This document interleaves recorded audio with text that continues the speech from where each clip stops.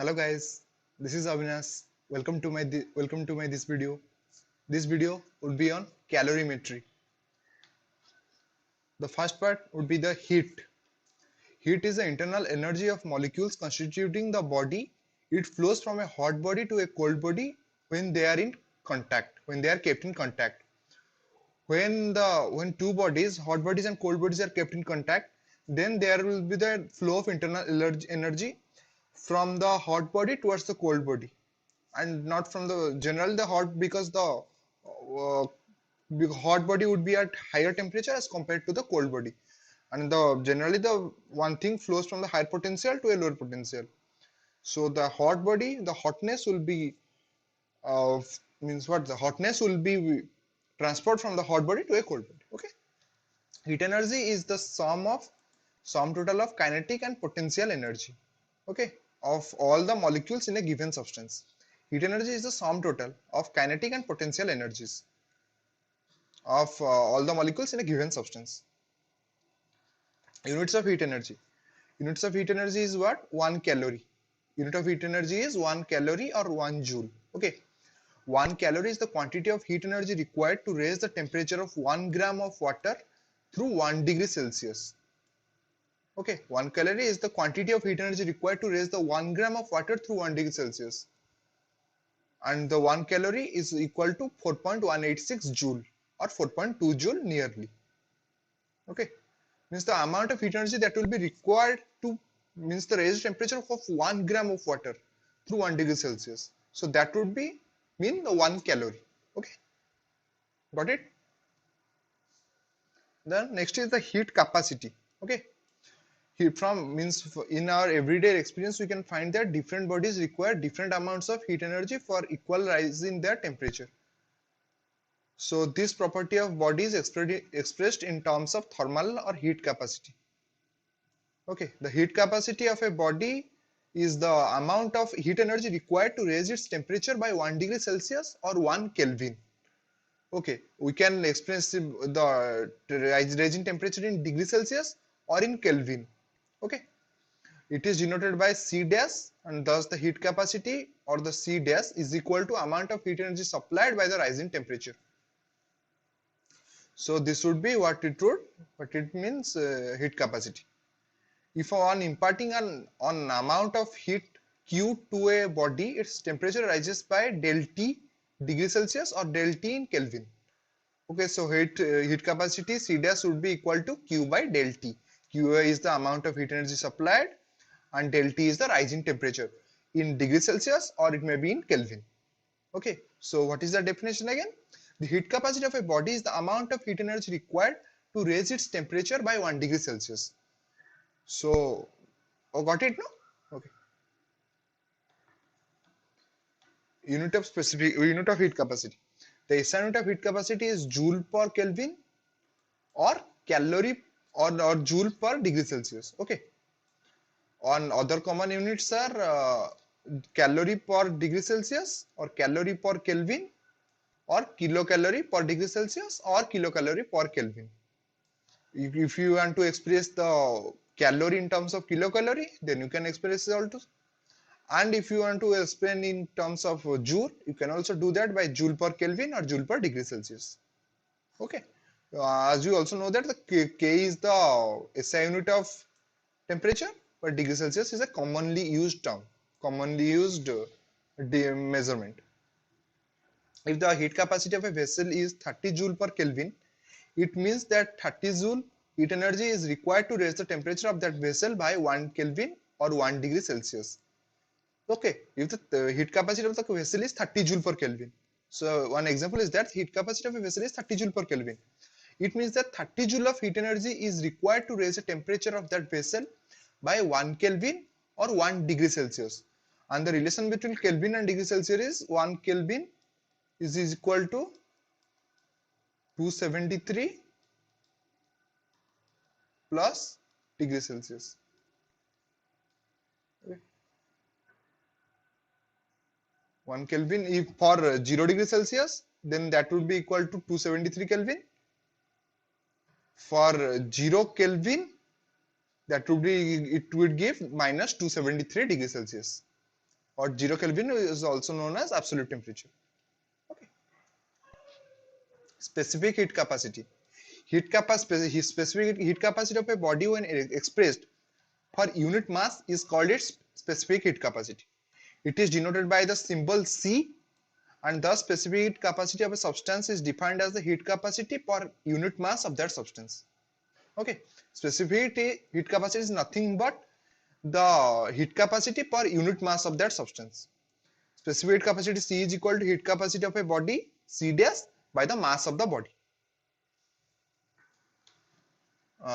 We know that C dash is equal to Q by del T. So how can we means write C as specific heat capacity? So that would be equal to Q by M del T, where M is the mass of the substance.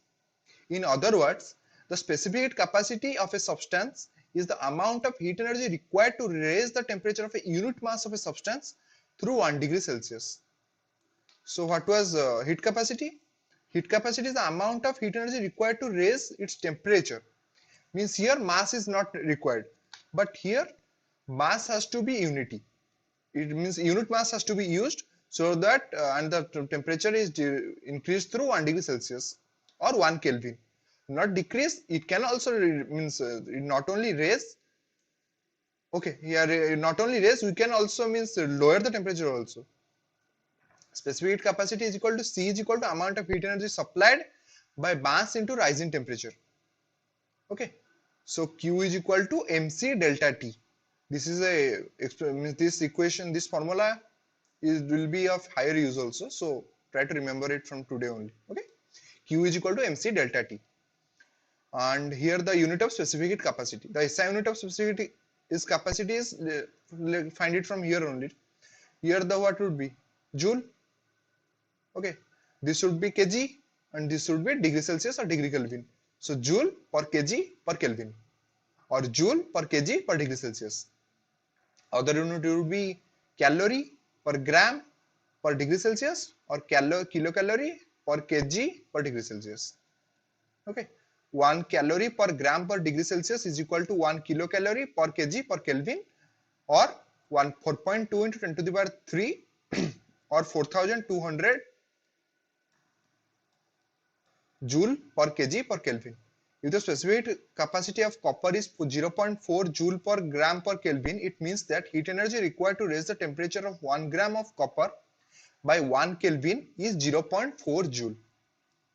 So to heat energy required to raise the temperature of 1 gram of copper by 1 Kelvin or 1 degree Celsius is 0.4 joule. Okay, got it? Relation between heat capacity and specific heat capacity. C dash heat capacity, C dash is equal to M into C. Okay, C dash is equal to M into C, small c. Above equation relates the heat capacity C dash of a body to a specific heat C of its substance. Okay. Difference between heat and specific heat capacity. Heat capacity, it is the amount of heat energy required to raise the temperature of the entire body by 1 degree Celsius. It is the amount of heat energy required to raise the temperature of a unit mass of the body by 1 degree Celsius. This is for the whole body, whole entire body, but this is for the unit mass of the body. Okay. It depends both on the substance and the mass of the body. It does not depend on the mass of the body, but it is the characteristic property of the substance of the body. Okay. Heat capacity depends on the substance and the mass of the body. More the mass of the body, more is its heat capacity. It does not depend on the mass of the body, but it is the characteristic property of the substance of the body. Okay. Heat capacity C dash is equal to Q by delta T and C is equal to Q by M del T. Its unit is joule per Kelvin and its unit is joule per kg per Kelvin. Okay, got it? Okay. A calorimeter.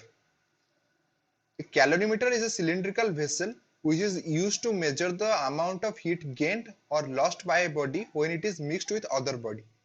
Okay, a calorimeter is a cylindrical vessel which is used to measure the amount of heat gained or lost by a body when it is mixed with other body. Okay, this is a calorimeter, this is a thermometer, this is a stirrer, means that steers the mixture. This is a wooden lid so that it covers that no heat is passed through it. This is a copper vessel. This is the wooden jacket, as it is an insulator, so it will not absorb the heat. And this is the wool, which further prevents the insulation of the heat, so that it doesn't come out from this vessel. It is shown in figure. It is made up of thin sheet of copper, because copper is a good conductor of heat. So the vessel soon acquires the temperature of its contents. Copper is used. Thin sheet of copper is used because as it is a good conductor of heat, so the vessel soon acquires the temperature of its contents. And copper has the low specific heat capacity, so the heat capacity of the calorimeter is low, and amount of heat energy taken by the calorimeter from its contents to acquire the temperature of its content is very small. As the copper has a very low specific heat capacity, so the heat capacity of calorimeter is very low, and the amount of heat energy, means the time taken from its content to acquire the temperature, is also very small. Okay. The outer and the inner surface of the vessel are polished so as to reduce the loss of heat due to radiation. For insulation, wooden jacket is used, and the space between the calorimeter and jacket is filled with some poor conductor such as wool, cotton, etc. to avoid the heat loss by conduction. Okay, it is covered with wooden lid to avoid the heat loss, as I said earlier also in that video, in that image also, by convection. So three modes of heat transfer has been stopped: radiation, conduction, and convection. This lid has two holes, one for the stirrer used to mix its contents properly, and the other for the thermometer to measure the temperature of its contents. Okay, thermometer will measure the temperature, and it will show us the whether how much the temperature has decreased for the hotter mixture, means hotter one, and how much the equilibrium position is attained, when the equilibrium position is attained, and at what is the equilibrium temperature. So that will be provided by, that details should be provided by the thermometer. Okay. Principle of calorimetry. What is the principle? Heat energy lost by the hot body is equal to heat energy gained by the cold body. So this is the principle of calorimetry. How much energy that is lost by the hot body is equal to the amount of heat energy that is gained by the cold body. So this is the principle of calorimetry, or this is also known as principle of method of mixtures. By mathematical statement, let a substance A of mass m1 and specific heat capacity c1 at a higher temperature be mixed with another substance B of mass m2, specific heat capacity c2 at a lower temperature T2. Okay, T2 is lower than T1. If the final temperature is T, so the substance A's temperature has fallen from T1 to T. So this is written here, T1 minus 1. While the temperature of B has increased from T2 to T. So T is at higher temperature as compared to T2. So the rising temperature of substance B is T minus T2. Okay. Here the heat energy lost by A would be, you know the formula, mc delta T. And here the delta T was written there in rising temperature, but here the temperature has fallen. So M1 C1 T1 minus T. Heat energy gained by A would be mc delta T. So here M is M2, C is C2, and here the rising temperature is delta T, that is T minus T2. So okay, M2 C2 T1 minus T2. And then we have to use the principle of calorimetry. And we know that the principle of calorimetry is heat energy lost by the hot body equal to heat energy gained by the cold body. So M1 C1 T1 minus T equal to M2 C2 T minus T2. Okay. So this is the principle of calorimetry. The above expression can be used, means in some problem there would be there, the M1 would be not be there, not means in that problem. M1 would be absent, and we have to find the M1. So by this formula we can easily find it. So these are some natural phenomena that use heat capacity. The climate near the seashore is moderate. The specific heat capacity of water is very high, that is 4200 joule per kg per Kelvin. It is about 5 times high as that of sand. Hence the heat energy required for the same rise in temperature by the certain mass of water will be nearly 5 times than that required by the same mass of sand. Okay, so the heat energy required to rise the same rise means to heat energy that would be required to heat 1 gram of water would be 5 times more as compared to heating a 1 gram of sand. Okay. Similarly, certain mass of water will impact nearly 5 times more heat energy will impart nearly 5 times more heat energy than that of same mass of sand for for the same falling temperature. Okay, as much as sand gets heated or cooled more rapidly as compared to the water. As you can see also, means when you sit near a beach, means the sand radiates heat, means in the if you are sitting at a noon, then sand would be hot, like you can sit, you can't sit also in that because it would be too hot. And when you go also in the evening time, then you can feel that the sand's temperature would be very, means it would be low. So for this reason only, means the sand gets heated or cooled more rapidly as compared to the water under similar conditions. Thus, near the seashore, there becomes a large difference in temperature between the land and the sea, due to which convection air currents are set up and the cold air blows from the land towards the sea during night, and during the day cold air blows from the sea towards the land. These bridges make the climate near the seashore moderate. Okay, for the convection air currents during the daytime from the sea, okay, just a second, from the sea, in the daytime from the sea, cooler currents flow towards the water. From the in night time this happens. Okay, just a second, let me see it. The cold air blows from the land towards the sea during night. Okay, and this time from from water towards sand, this time during day, this during night. Okay, cool air.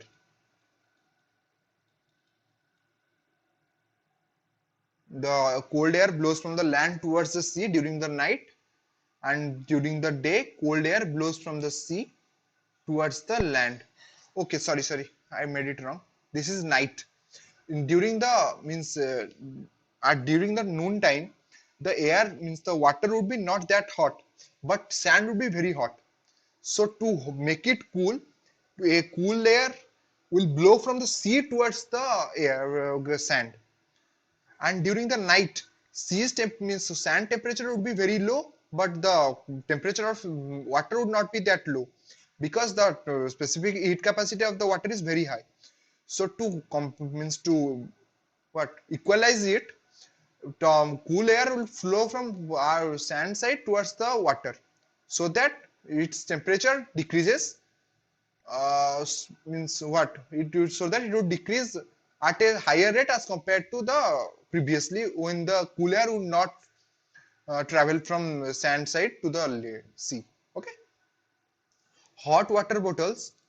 Okay, hot water bottles are used for fermentation. The reason is that water does not cool quickly. It is due to because of its specific heat capacity. So a hot water bottle provides more heat energy for fermentation over a long period. Okay, so reason that water does not cool quickly, so due to its heat capacity, so hot water bottle is used for fermentation. Fermentation is generally done when you have a when your back is paining a lot and you want to put some hot water so that it will relax your muscles. When it is jammed, your muscles are jammed. Water is used as an effective coolant. By allowing water to flow in pipes around the heated parts of a machine, heat energy from the such parts is removed. Water in pipes can extract more heat from the surrounding without much rise in temperature because of its specific capacity. As the water requires a very much amount of heat energy to heat, so it can cool off the heated parts of the machine by absorbing the heat, but not actually the heat of the sorry it will absorb the heat, but it will not get heated because it's of its high specific heat capacity. Okay. In cold countries, water is used as a heat reservoir for wine and juice bottles to avoid their freezing. In cold countries, water is used as high heat reservoir.